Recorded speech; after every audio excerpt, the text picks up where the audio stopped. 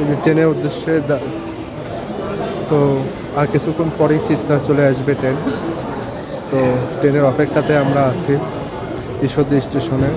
এখন আর কিছুক্ষণের মধ্যে আসবে রূপসা।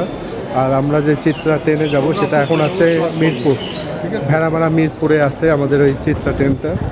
তো আমরা কিছুক্ষণের মধ্যে আমাদের ট্রেন চলে আসবে ইনশাল্লাহ। ভেড়ামারা হলে খবর। আর আমরা আছি 2 নম্বর প্ল্যাটফর্মে। ঢাকার থেকে যত ট্রেন যায় সবাই 2 নম্বর প্ল্যাটফর্মে যায়। এই সাথে থেকে যা ঢাকার ট্রেন আছে।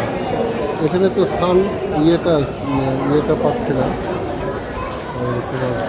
চিপসটা সানটা একটু ওই লাইনে। এখন হচ্ছে আমরা অপেক্ষায় আছি কিছুক্ষণের মতো রূপসা ট্রেন ঢুকবে ইনশাল্লাহ। রূপসা ট্রেনের পরে আমাদের চিত্রা এক্সপ্রেস। আজকে চিত্রা হচ্ছে 3 ঘন্টার দিলে, ঠিক আছে। তো আমাদের বাসার কাছে যেহেতু আমাদের কোনো সমস্যা নেই, আমরা নামাজ কালাম করে খাওয়া দাওয়া করে তারপরে চলে আসছি ইনশাল্লাহ।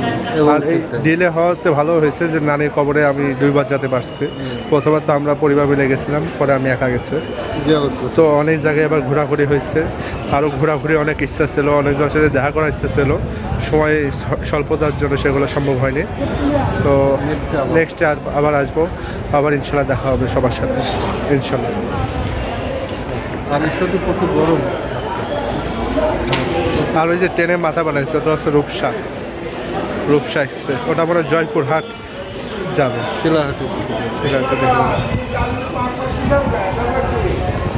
এটাই হচ্ছে ঈশ্বরদী স্টেশন। এখানে অনেক স্মৃতি আছে, নানি আমাদের এখানে আগায় দিত।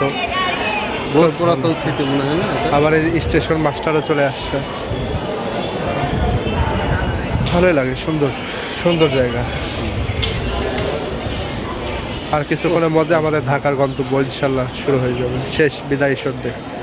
আবার কত চলে আসবে ইনশাল্লাহ। কুরবানি ঈদের আগে তো হবে না, পরে ঈদের পরে। আমরা ঈদ সাধারণত ঢাকাতেই করি, এই জন্য।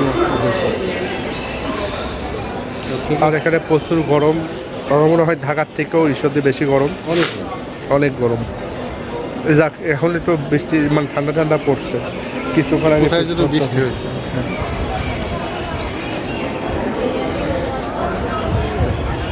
তো ঠিক আছে, আমাদের ঢাকার জার্নি কিছুক্ষণের মধ্যে শুরু হবে ইনশাল্লাহ। আল্লাহ হাফেজ।